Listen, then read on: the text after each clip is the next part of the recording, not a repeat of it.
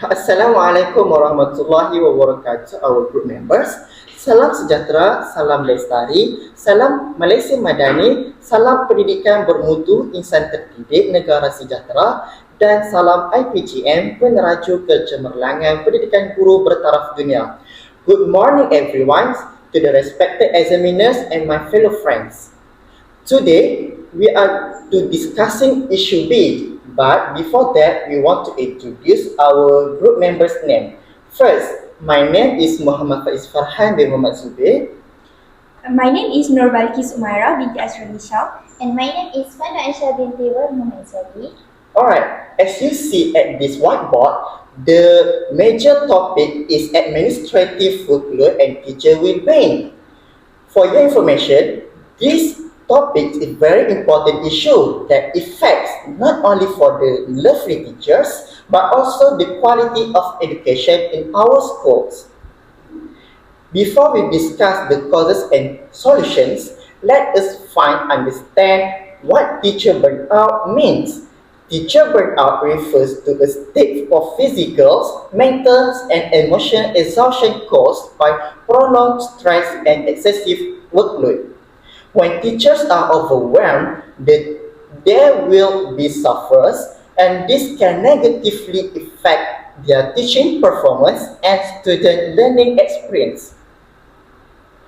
I'll bring you all a fact. According to a report by UNESCO, teacher burnout is now a global crisis. In many countries, teachers quit their job immediately because they cannot take the stress anymore and every day. Now, today, we want to see how these problems can hurt our lovely students and how our schools can fix it. To start our discussion, let us look at the causes. Now, I will show you guys my opinion of the causes. In my opinion, the major or first cause is teachers face too much online paperwork in the school. Teachers spend hours filling data into online system like SPPB, we call in Malay term is Sistem Pengurusan Pentaksiran Bersepadu, and SSDM, Sistem Sasiah Diri Murid. Other than that, teachers need to filling IDME or APDM are always lagging during peak hours. Not only that, sometimes the system crashes and the internet that teachers use very weak. First, this can impact the teachers and teachers become very stressed. Other than that, the teachers need to stay up until 2 a.m. just to key in data document personal students only. So, what are your thoughts on this reality, Umaira? You have a point, Faiz. You hit the nail on the head. Those viral TikTok videos of teachers crying over a lagging websites are a painful reality. Building upon your insightful points, I would like to highlight another significant root cause, namely excessive event management. Teachers are running schools events and co-curricular programs outside of working hours. Reports by the National Union of the Teaching Profession (NUTP) prove distress. A massive percentage of Malaysian teachers face extreme distress due to non-teaching duties. Teachers are expected to be event coordinators, decorators, and caterers for weekend sports. Furthermore, teachers are often required to attend meetings, prepare reports, manage school documentation, and supervise extracurricular activities beyond official working hours. This creates a situation where teaching is no longer their sole responsibility. Over time, the accumulation of these responsibilities contributes to physical exhaustion, emotional stress, and reduced job satisfaction. Educational researchers describe this phenomenon as work intensification, where employees are expected to perform an increasing number of tasks within limited time. More importantly, what makes this issue even more concerning is that many of these duties are unrelated to actual teaching and learning. Teachers spend years undergoing professional training to master pedagogy, classroom management, and student development. However, a significant portion of their time is diverted towards administrative responsibilities that could potentially be handled by support staff. Consequently, valuable time that should be invested in lesson preparation and student engagement is lost to paperwork and logistics. This mirrors a global crisis highlighted in UNESCO's global reports on teachers. UNESCO warns that overloading educators with non-teaching tasks destroys their motivation. According to the global studies, these non-teaching roles constitute a hidden workload that steals up to 30% of a teacher's weekly energy, which should ideally be spent on lesson planning. When weekends are taken over by paperwork, teachers are denied their basic right to rest. Let us hear Aisha's perspective on this. What do you think, Aisha? I completely echo your sentiments regarding the digital stream and the excessive non-academic event management that has become the norm in our school. To include this, we must address a critical third root cause, which is the severe systemic shortage of dedicated administrative and clerical support staff. In a typical corporate setting, administrative operations are seamlessly handled by specialized personnel, allowing the primary workforce to focus entirely on their core objective. However, in our schools, this massive burden of data management, procurement, and event logistics falls securely on the shoulders of teachers. This trait that psychologists describe as a cognitive switching penalty. When educators are forced to isolate repeatedly between high-level pedagogy, which requires the creative focus, and low-level repetitive clerical tasks, their mental efficiency drop drastically. The effort requires to refocus after every interruption lead to a state of chronically cognitive exhaustion. We frequently see teachers struggling to manage logistics, finish heavy paperwork, and prepare for complex lessons simultaneously. Without proper support staff, our educators are effectively trapped in a cycle of working upwards of 60 hours a week. This systemic imbalance is not just a minor inconvenience, it is a silent killer of professional motivation that prevents teachers from ever reaching their full pedagogical potential. Now that we have identified this root cause, let us analyze the profound and lasting impact this has on our students. Alright, everyone. Now we are going to the second stage, which is called impact on students and learning. Let us examine the direct consequences of this burnout on our children. When teachers are too busy with administrative work, remember the students suffer first. Now let me begin first. The first impact is on academic quality of students. For your information, in the past, teachers had many time to plan fun games, print colorful cards, and make creative quizzes. But now, like we can see, because they are too busy with files, meetings, and documents, they don't have the quality of time to prepare well. They just the teachers just in the classroom ask students to open the textbooks and read from page 1 until page 10. Surprisingly, sometimes has teachers just ask students just to copy sentences from the textbooks to the exercise book. Consequently, the lesson becomes very boring and students will lose interest in learning.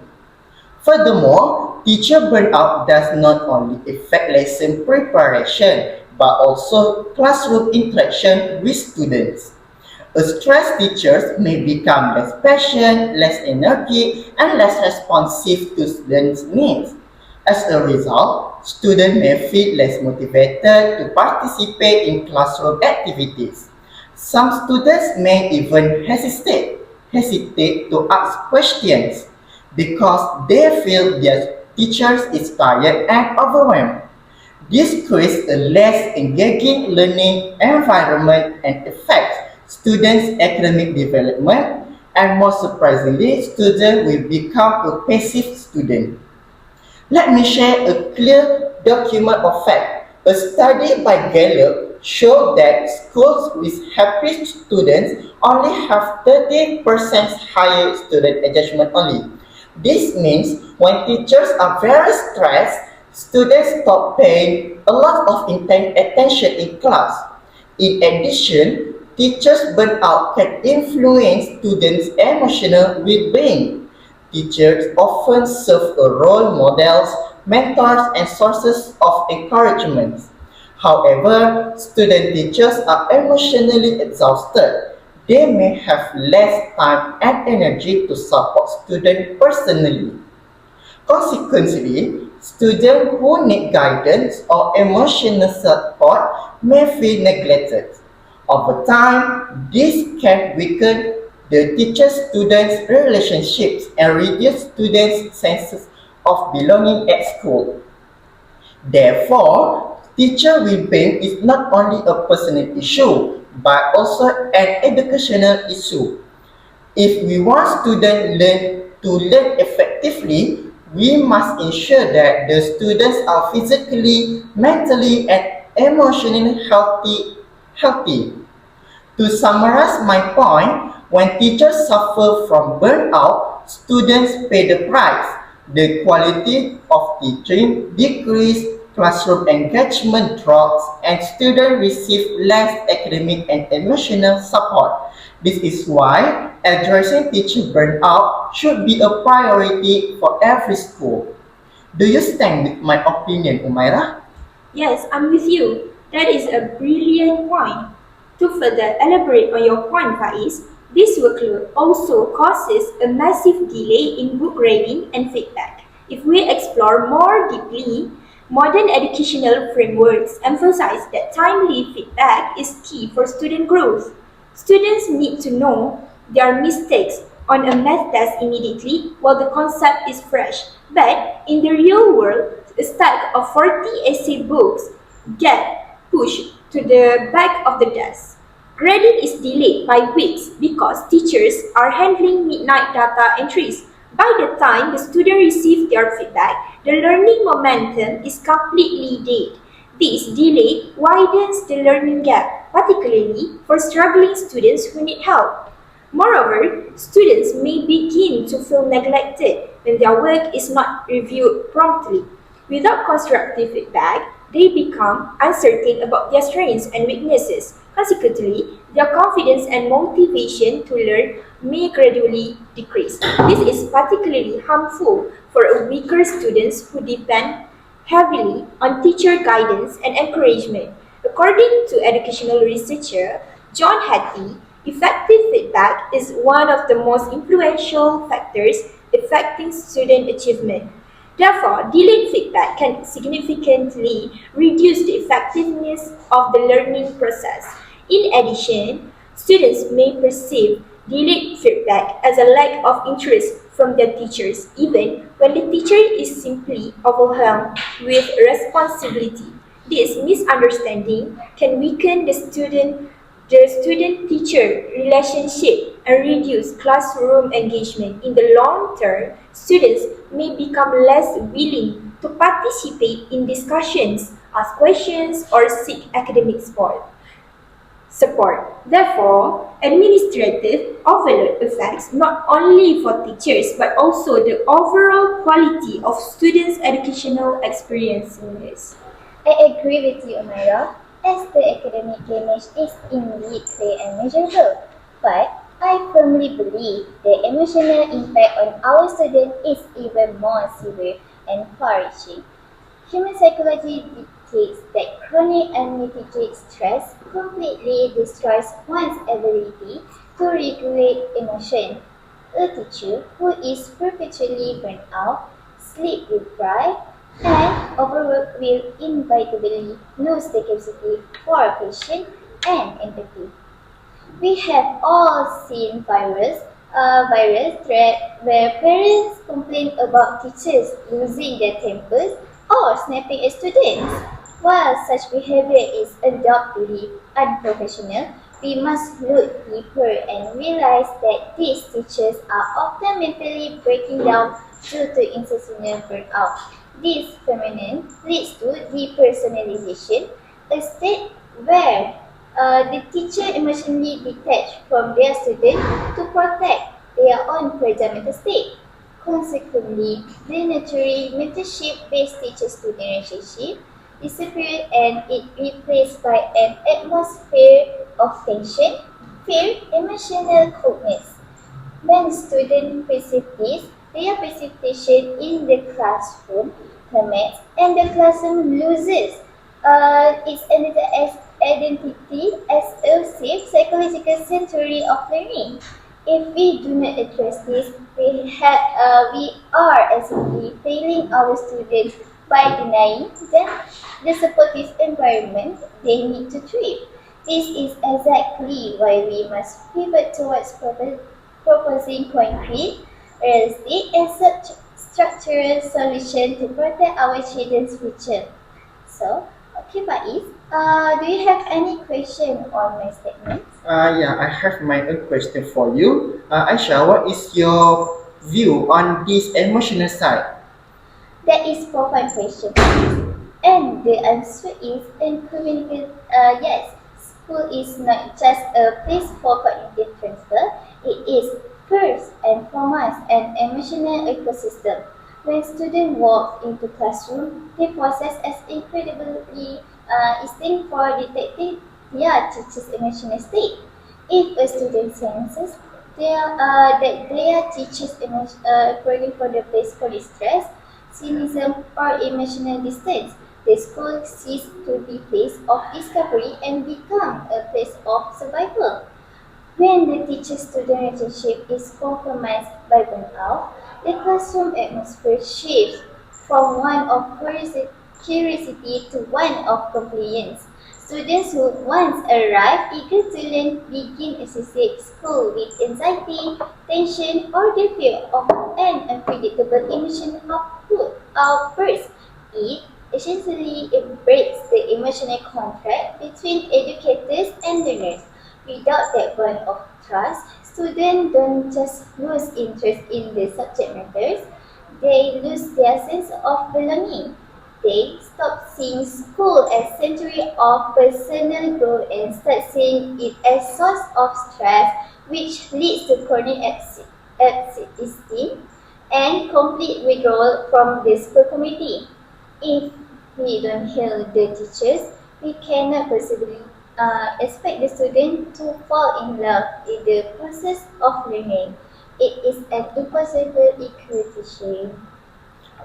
So now we are going to the third phase, which is propose school level solutions. We must know this discussion focuses on the how school can fix it, not the government or the other people. Yes, we must act now. We cannot wait for the Minister of Education to change everything. The school management must help the teachers right now.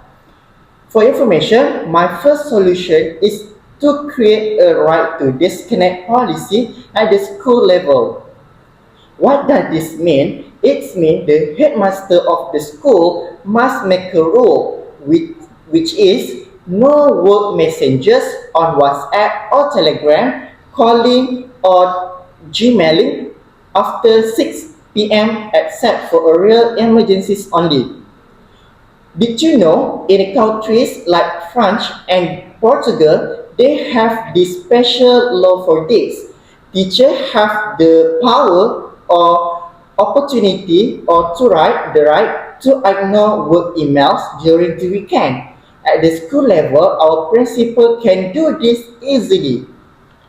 This law gives teachers more time to rest their minds, body, play with their children, husbands, and sleep early. When they sleep well at night, they will come to school tomorrow with a big smile. Now, I want to ask you, have you watched that Korean drama? There's an episode that show how a teacher becomes stressed due to constant pressure from parents. Yes, Faiz. Yes, I love the storyline. Wow, me too. We can also learn from Korean educational dramas that show the reality faced by teachers. In one episode, a teacher who was once passionate, calm, and happy to teach gradually become stressed because parents constantly contacted her outside working hours. They sent messengers, made phone calls late at night, and even left negative comments on her or teachers' social media regarding their children's performance. As a result, the teacher experienced anxiety, emotional exhaustion, and trauma. Her motivation to teach children decreased, and her professional performance was effectively. This shows that when teachers' personal lives are not respected by parents, their mental health was suffers, which can eventually harm the quality of education provided to students. Therefore, setting clear boundaries, such as limiting work-related messages after 6 p.m., is more important to protect teachers' well-being and maintain their passion for teaching. To summarize my point, the right to disconnect is very important to protect our teachers' healthy and mental. What do you think, Myra?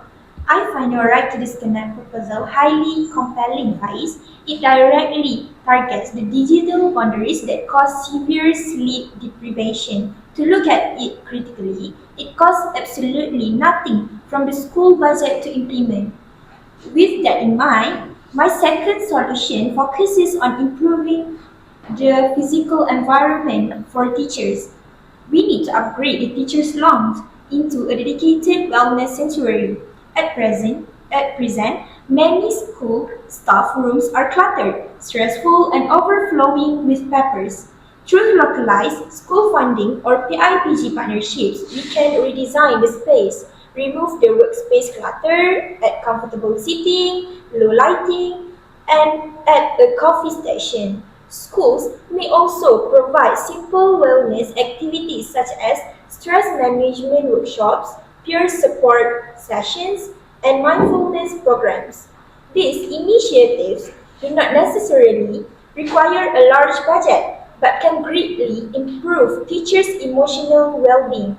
Research in occupational well-being suggests that recovery spaces help reduce stress levels and improve concentration. Industrial psychology proved that a 15-minute recharge in a calm space reduces exhaustion. When teachers feel mentally refreshed, they are more capable of delivering engaging and effective lessons in the classroom. Beyond physical improvements, schools could also introduce short wellness breaks during particularly demanding periods such as examination sessions or major school events. These breaks would allow teachers to recover mentally before returning to their professional responsibilities. A healthier workforce often demonstrates higher productivity, stronger morale, and better collaboration among colleagues. Hence, investing in teacher wellness is not a luxury but a practical strategy for improving school performance. Wow, that sounds like a beautiful and necessary initiative, Amara. And our teachers truly deserve a space where they can recharge and reconnect with their passion for teaching. Building upon your idea, for my proposed solution, I want to focus on operational fairness through the military data-driven fair rotation system. In almost every school, we observe a consistent troubling patterns where this same group of young, hyper or compliant teachers is disproportionately burdened with every single school event, be it sports day, VIP visits, or annual plays. This leads to rapid, targeted, and preventable burnout.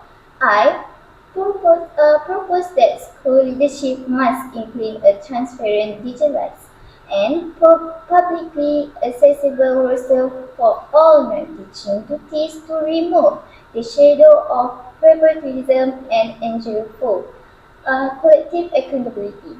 For instance, if a teacher assumes the lead of major event this term, this should be strictly and contractually exempted from any additional non-teaching duties for the next 2 quarters by ensuring that the workload is distributed equitably across the entire staff rather than falling on the usual suspects.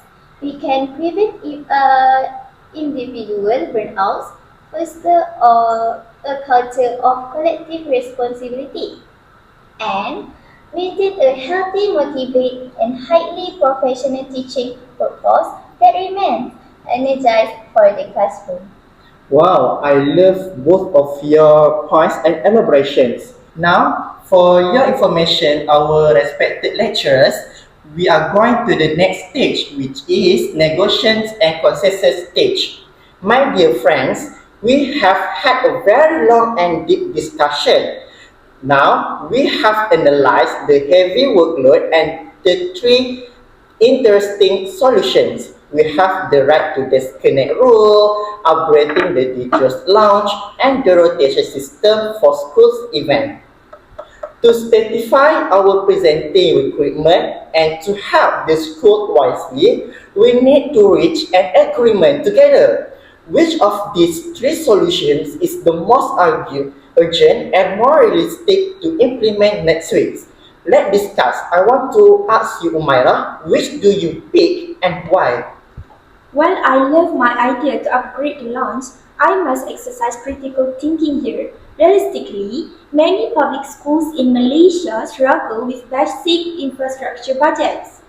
Waiting for PIBG or ministry funding to upgrade a room takes time we do not have.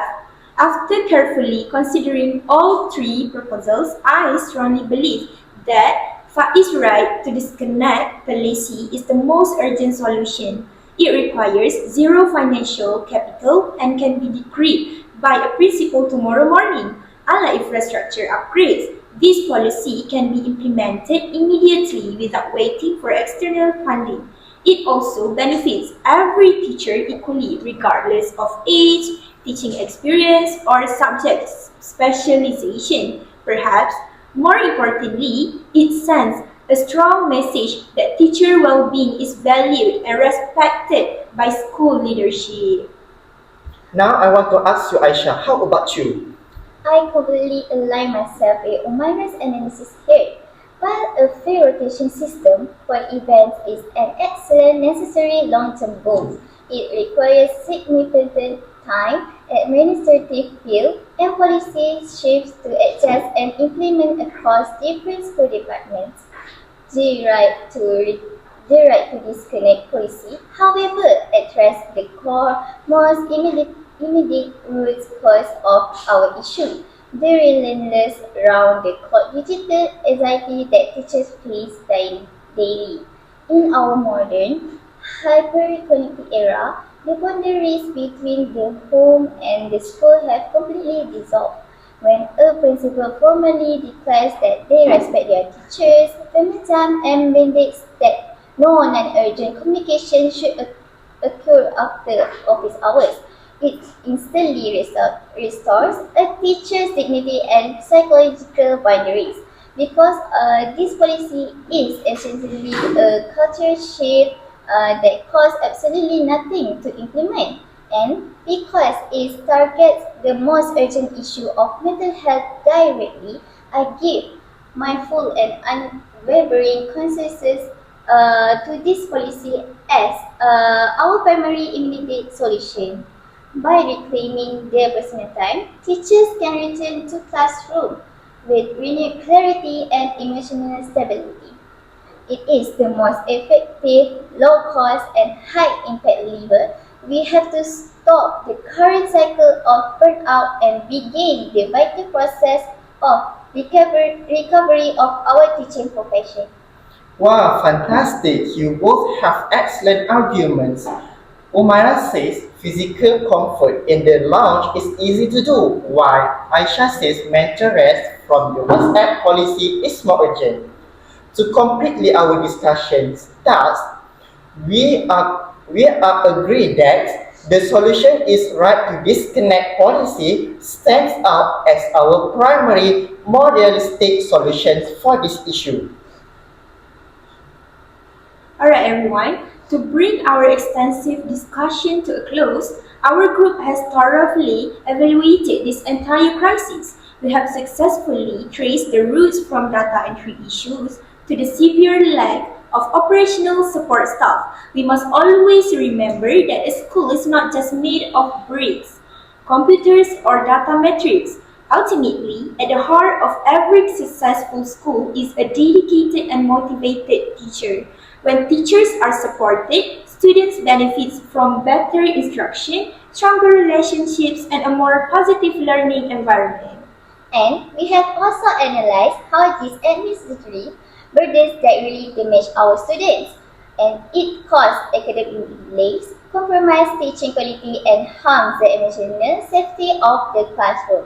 Therefore, through strategic navigation, we have firmly concluded on our primary solutions.